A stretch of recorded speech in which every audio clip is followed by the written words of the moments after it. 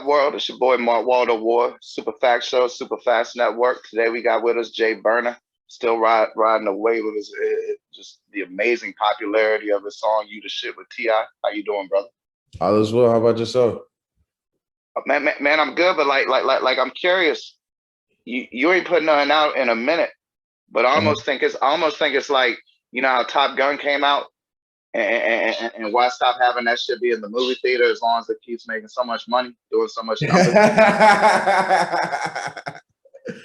You know what? We was in all transparency, like, forget all the politically correct stuff. I was working out some business stuff behind the scenes, trying to make sure it made sense before I dropped again, because we gearing up to do something bigger than the last. So yeah, I was just trying to get the business together first before I drop some more music. That being said, though, T.I. been on a lot of songs with a lot of people, and I'm not trying to disparage him at all because a person only has so much bandwidth, and people get different levels of support. But like, he's really turned up for this song with you, and I've always felt he's a fan of music, so I know some of that's just because you're so nice. But well, were you surprised at how much promotion he kept? Like a lot of people do it the first week, but like Yeah. it's just kept on and kept on. We got a solid relationship outside of just music. Like, he's a real individual. So like we're good. We're good in that space. And it's just like, I think he can sense my hunger. Like, when he introduced me to Just Blaze, that was the first thing he said. He was just like, yo, this kid is hungry. The hunger that he had is the reason why we end up partnering and stuff like that. So yeah, so it's just more so like he's one that's gonna get behind you when he sees like the hustle. It's just like, oh yeah, nah, you gotta hustle, and all I gotta do is just step in and just turn it up a notch. So I Yeah, pretty much I might ask you this: were you around? Speaking of people, he appreciates the hustle. Were you around when Peanut the Don was around? no. No. Uh-uh. Have you ever heard bro music? Nah, I haven't. I'd like to hear it though. Now that you brought the name up. Bruh, I swear to God, just like Trouble's first album or first mixtape, I swear to God, is a 5 mic classic. And Peanut to Don, man, I got the cover poster on my wall. It's killing me. I don't remember it, but I'll send you the Dat Piff link. Swear to God, the one Trenches, the one where he had the video with Ti, where Ti remixed one of his songs posthumously. That motherfucking album is a hands down front to back Southern motherfucking classic. Like that. I mean, Okay. like man, I put down my grandmother grave. Sheesh. That's I mean, deep. I went out and found me a motherfucking physical CD of that shit because white people collect shit on IAP.TV store or some IAP.TV. That's how much I like that shit. Like that's one of my favorite Southern songs I ever motherfucking heard. But the whole world, if they see this interview, is gonna call me a bad journalist if I don't ask you to tell me the story of when Ti introduced you to Just Blaze. Yeah, nah, we South by Southwest. We agreed on me coming out on his set at South by Southwest, to perform the song at the time. So I came out, and it just so happened to be his show with Just Blaze, Mannie Fresh. It was dope. It was nostalgic. I'm backstage with all these legends, just soaking up all the game. And for me, I'm big on, making sure that like I introduce myself to whomever is in the room, regardless, big or small, so it's just like I went up to Just Blaze, just introduced myself, just like, yo, Jay Burna, nice to meet you. Appreciate your, contribution to the game. And Tip was walking up to him at the same time. It was just like, yo, this is Jay Burna. It's an artist I'm working with, dope, hungry, what I'm saying? His hunger caused us to, turn into a partnership. So in that space was just like, it was pretty dope. And we performed, and Just Blaze was the DJ. It was like, I'll never forget that. So TLDR, Just Blaze, send a beat pack. Nah, not yet. Not yet. Not yet. Not yet. Not yet. Not yet. Oh, you ready, bro? You ready? Shit. Oh yeah, no, I I wouldn't even do the melodic Jay Burna. I go bar for bar on Just Blaze joints. I think the thing with him though is for the most part, like, or maybe that was just how he was with Saigon, but it looked to me like he don't want to just give you a beat, you know, he want to actually produce a song like on some Quincy Jones shit.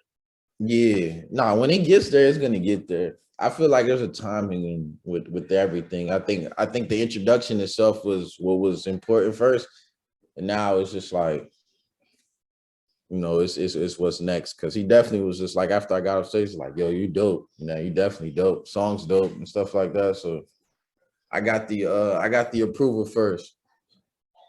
So you said you was introducing yourself to people. Did you introduce yourself to Mannie Fresh too? I did. I definitely did. That was like a short conversation because he was in the conversation. That's another thing too. Like if people talking, I'm gonna just be in and I introduce myself and keep it moving. So like he was talking already, so I was just like introduce myself, like nice to meet you, likewise, and then we just went from there. Hey, what's the illest thing you ever heard Mannie Fresh say on a record? While you thinking, I know mine off Tiggity. Go ahead. My man, him and Baby were going back and forth, and they're like, "Man, I'm tired of mansions." Word. I know they ain't say word because they ain't say word, but you know, it's like I'm tired of mansions, and no one was like, "Yeah." Matter of fact, I'm gonna buy a dome. Yeah, I'm gonna buy the Superdome. And then the other one was like, I'm gonna buy the Acid Dome. Man, if you're gonna ball this year, you gotta make a dome your home. Oh, that sounds like some Mannie Fresh. My thing would probably be like the dialect and the his song, like just the way he would play with his words, like the biggity bounce, like that New Orleans thing that they had going on. But when Mannie did, he was almost like I wanted to try to repeat it type of thing. So it probably would be that. You know, until Jim Jones came back with the Heatmakers, I used to always say, I don't understand why people don't do a whole album with the Heatmakers. He used more Heatmaker beats, just because of how much fire it was. But like now, I'm starting to feel that way about Mannie Fresh and Jazzy Faye. To be real with you, nah, it's real. I think they still cook. I know they're still cooking for sure. Based off, even if they don't, some shit that nobody picked in 2005 is gonna crush 90. You know, shit ain't old if you ain't heard it. You feel me? That's real. That's real. That's real. I mean, I feel like it'll happen. It'll definitely. I know for sure, Mannie. I've heard a couple artists say that they're working on like records with Mannie. I mean, what you feel about what I said about the Heatmakers though? Because like, no, I'm not trying to disparage them in the slightest, but like, it was like no one above like I mean, I don't like putting levels on people and shit, right. but no one that was signed to a major label deal was copying Heatmaker beats for a minute. And I'm like, why the fuck not? Whatever non-ridiculous song did they ever make? And then Jim Jones comes back with a whole album produced by the Heatmakers, and what happens? He gets signed to Rock Nation. People start saying he might be better than Cam now. Jim Jones a visionary too. Oh hell yeah! Word outside of the music. You just got to be able to see shit like how Jim Jones does. Like he's just more so like one of the people that just. I'm doing it first. I did it. This is my thing. Y'all gonna ride this wave, and if y'all don't, I still did it, and y'all still gonna love it. So, hey, you know, as he put his peoples on too, though. You see how like Joel's got the weed now, like yeah, and it seemed like, you know, everybody ain't like that. Like sometimes people, you know, they keep the game close to the chest, and you know, other people, you know, pass that thing around. Yeah, nah, this shit is definitely it should get fake like that for real. No BS. Hey, outside of T.I. and just T.I. What celebrity have you met that you would say has been the most generous to you? The most generous outside, and not necessarily integral, but generous. And it could be with time, you know. It don't gotta be with, you know, like no vicious ass watch that you wear, or like however much that ill ass ring costs. You know, there's all kinds of things that are valuable. Right now, way more. This stuff, this like this what's important to me when it comes to in the sense of that is like my daughter and my family. Like material shit it's not that crazy to me. As far as like, damn, who's been the most generous celebrity? I wouldn't even say probably like as far as celebrity wise, it's most likely Tip takes the like, but when it comes like, there's like been industry people behind the scenes like that have just been like fundamental in like making sure I'm getting taken care of. Like Gary Morella, who runs Versus, who manages Timbaland. He probably would be up there, like up there, with generous, as far as like making sure that I'm good. You be going to verses and shit? Nah, I haven't been to one yet. I probably should, as close as I am to them, but nah, not yet. Trina's another one. Trina's like, oh man, I love Trina. Hey, let me ask you this. No one ever remembers this, and then they go look it up. Do you remember a video where it was Trina and Rick Ross when Rick Ross was on Suave House and Rick Ross was running from the cops? On a video? Yeah. Nah, I got it. I'm gonna look that up.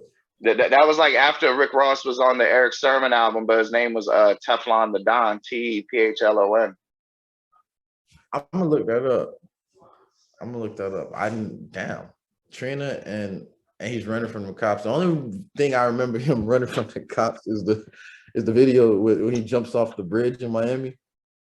But that's nowhere the same thing, I'm pretty sure. Oh yeah, no, not at all. This is like some 90s shit. No. This is like way before Every Day I'm Hustling.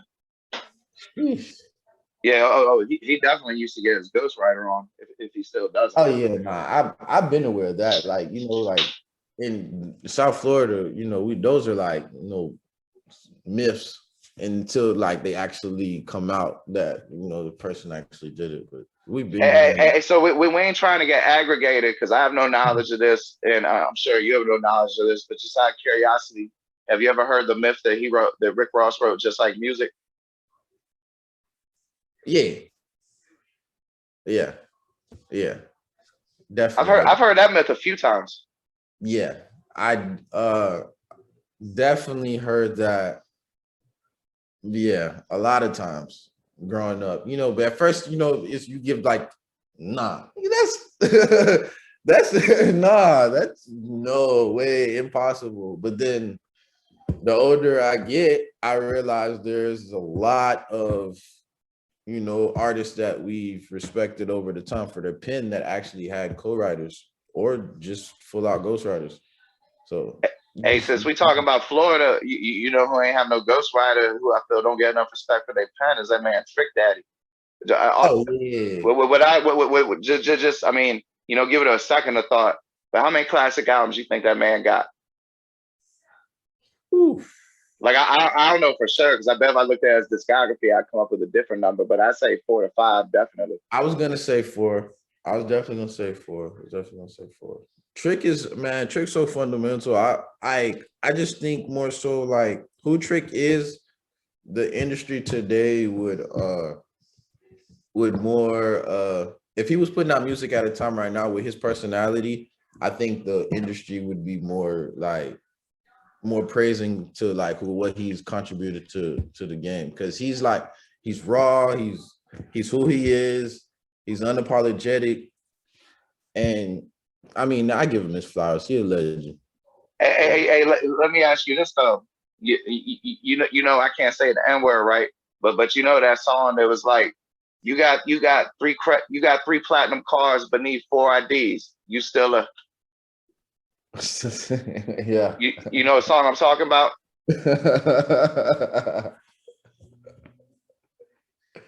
Oh shit.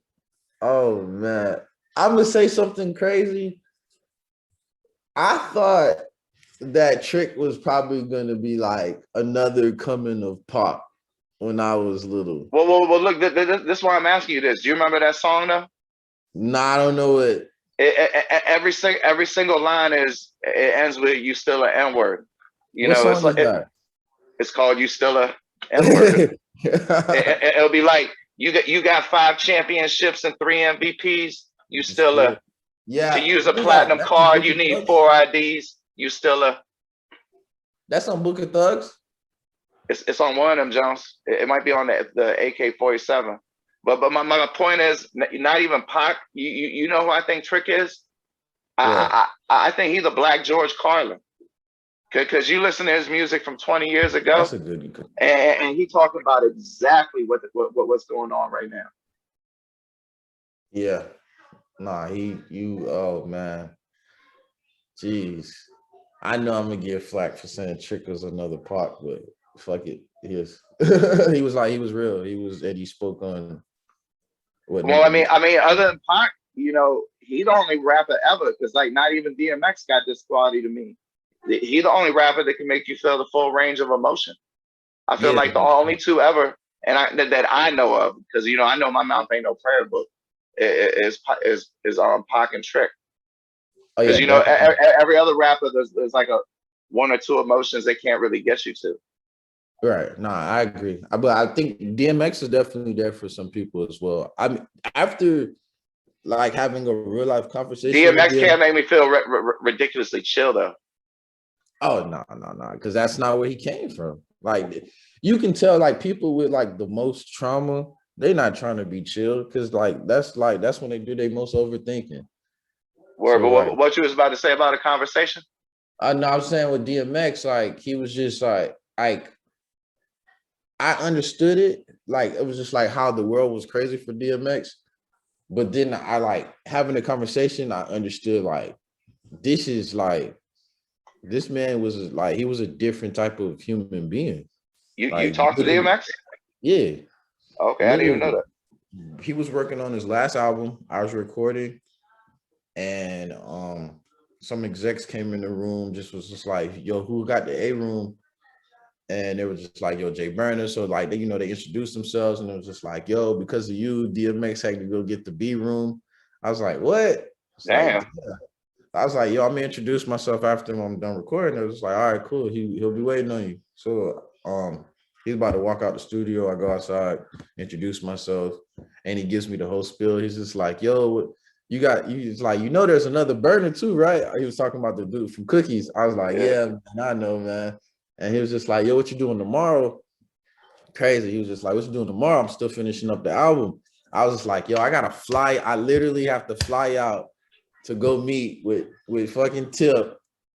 But it was like I literally should have texted Tip like, yo, I'm probably gonna not make it there. I'm probably gonna stay a day so I can record with DMX. Yeah. Hey, Yeah. did he give you any words of wisdom? Because I know he always be saying like some deep shit. Yeah, just consistency. Do what you want. Do it for you. Don't do it for people. Because when you do it for people, you lose yourself. I'll never forget that.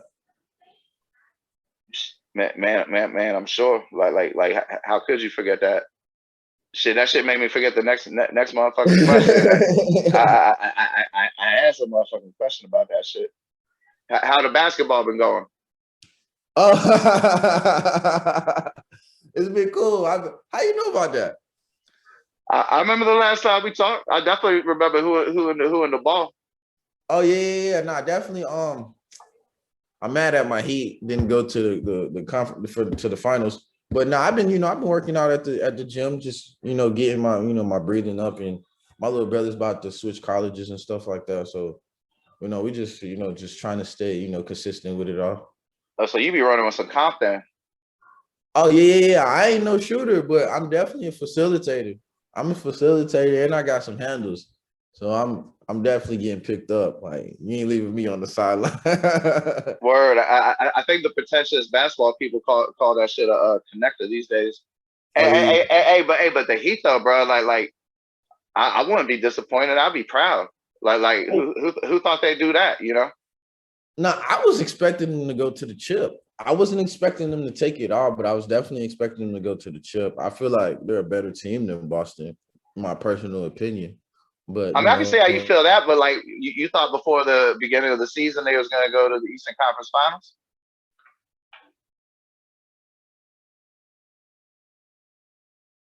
Well, it seemed like due to the vagaries of Zoom, we lost my man Jay Burna. But thank you, sir, and that seemed like an appropriate point enough to end the show. So thank you, everybody. And as always, I ain't never going to ask you for shit. No need to follow me on social media at Mark Waldo Ward. No need to subscribe to my show on any podcast platform. No need to rate or review it. I appreciate the fact you just listen to this motherfucker.